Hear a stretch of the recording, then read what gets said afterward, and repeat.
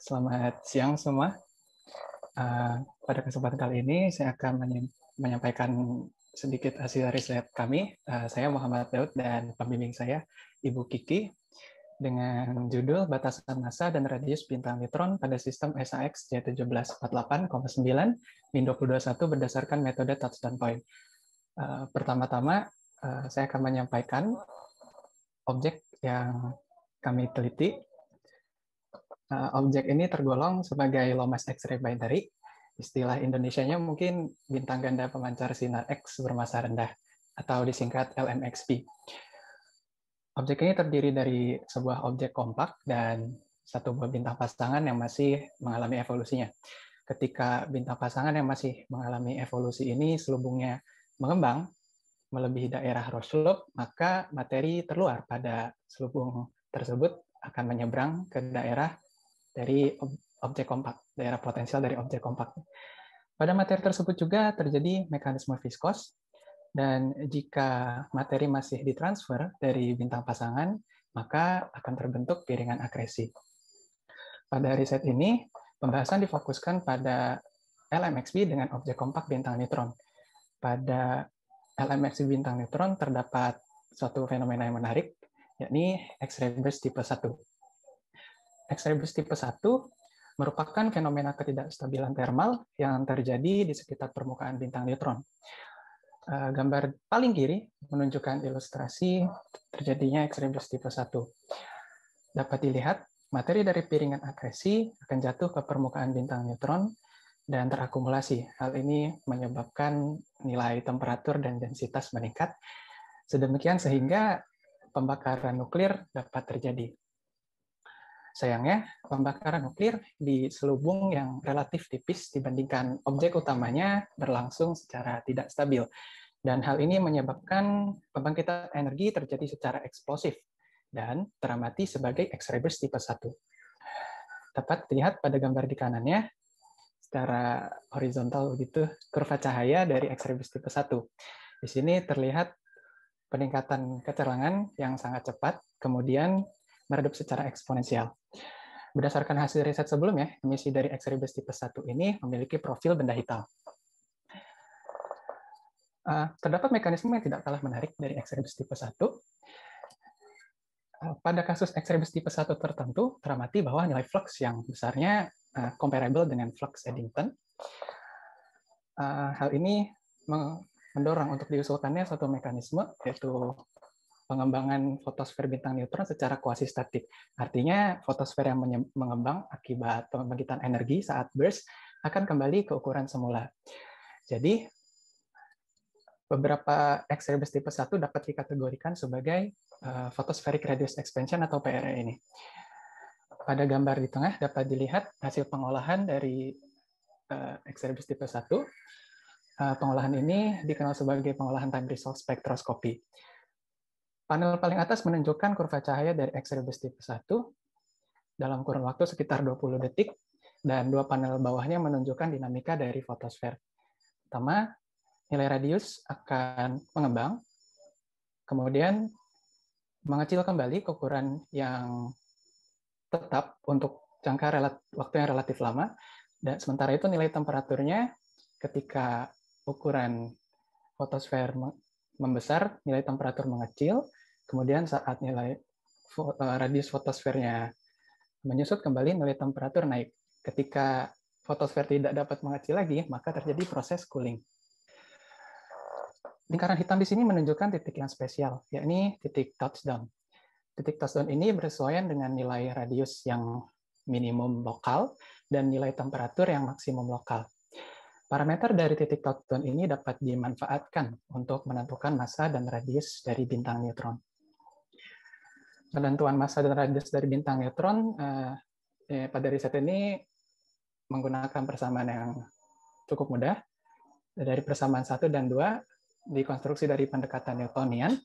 Persamaan 1 menggunakan asumsi bahwa saat titik touchdown dicapai limit Eddington, dan persamaan 2 didapat dari membandingkan nilai flux yang teramati dan nilai flux pada permukaan bintang neutron. Seperti itu. Lalu ke data. Objek yang kami tinjau adalah SAX C1748,9 min 2021. Objek ini terletak di gugus bola NGC 6440 dengan jarak yang diketahui dengan cukup baik, yakni sekitar 8,2 kiloparsec. Objek ini tergolong sebagai objek transient. Objek ini memiliki PRE burst yang cukup banyak.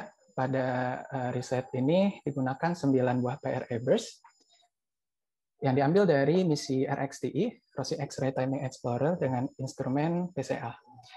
Pengolahan data dilakukan dengan perangkat lunak HISOF versi 6,28. Untuk mendapatkan informasi dari titik touchdown sehingga ditentukan massa dan radius, maka diperlukan pengolahan time resource spektroskopi. Berikut ini saya jelaskan sedikit terkait pengolahan ini. Pertama, tinjau suatu burst, PRE burst. Tentukan terlebih dahulu nilai awal dan waktu awal dan akhir pengolahan.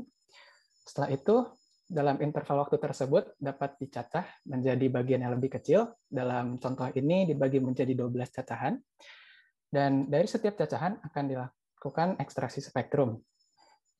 Setiap spektrumnya akan dilakukan spectral fitting untuk mendapatkan parameter terkait objek pengemisi burst ini. Sehingga untuk kasus ini, contoh burst ini akan didapatkan 12 buah spektrum.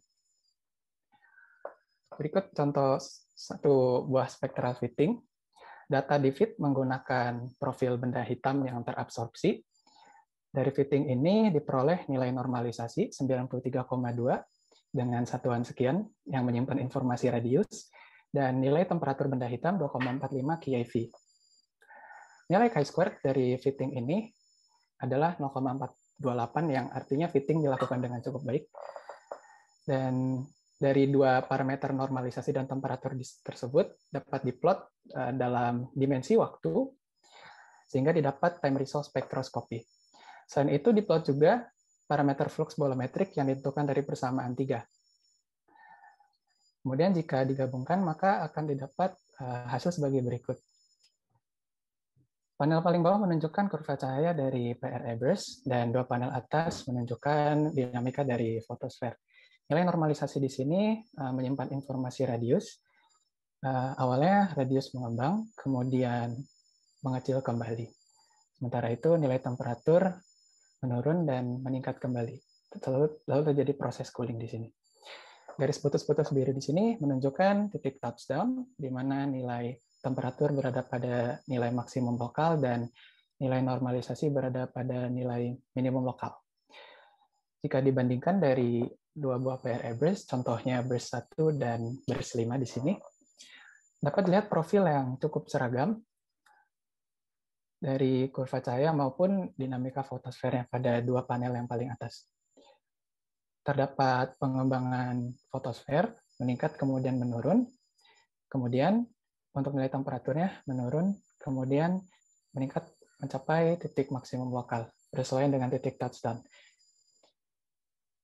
Namun terdapat perbedaan, yakni titik touchdown pada burst nomor 1 bersesuaian dengan puncak flux, sementara untuk burst 5 titik touchdown-nya tidak bersesuaian dengan puncak flux di sini. Namun agak sedikit turun.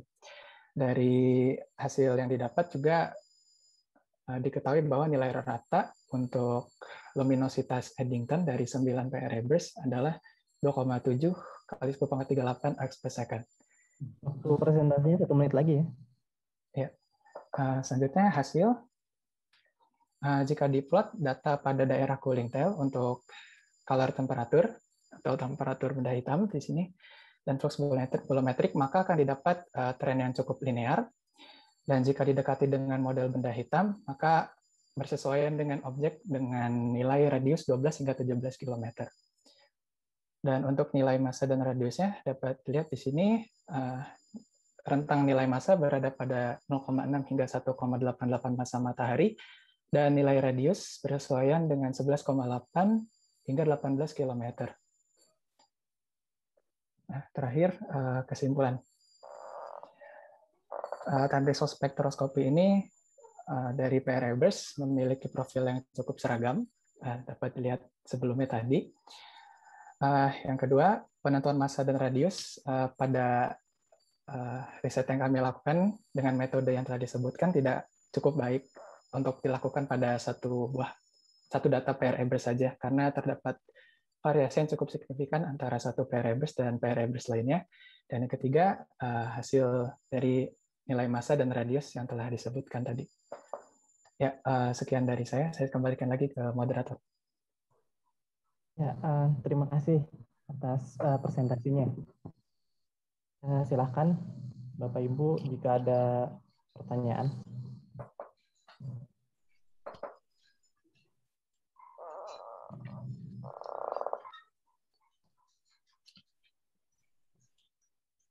Kalau tidak ini Pak Jam-Jam boleh bertanya.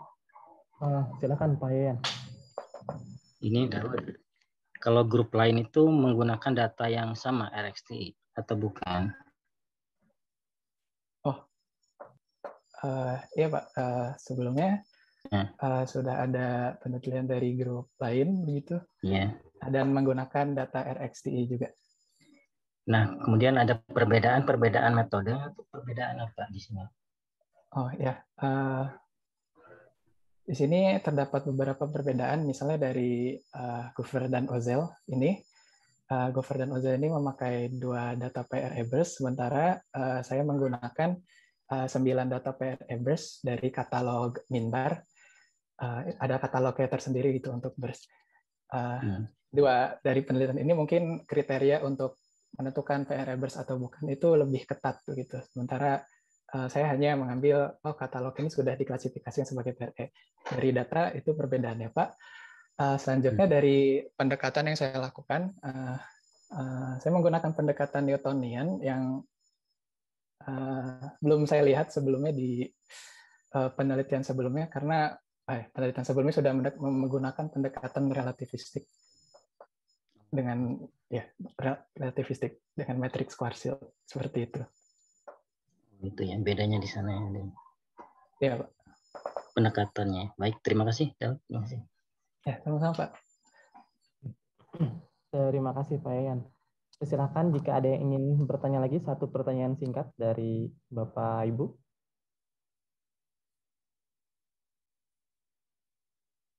Ya, kalau tidak ada, saya cukupkan sekian ya untuk presentasi dari Saudara Muhammad Daud.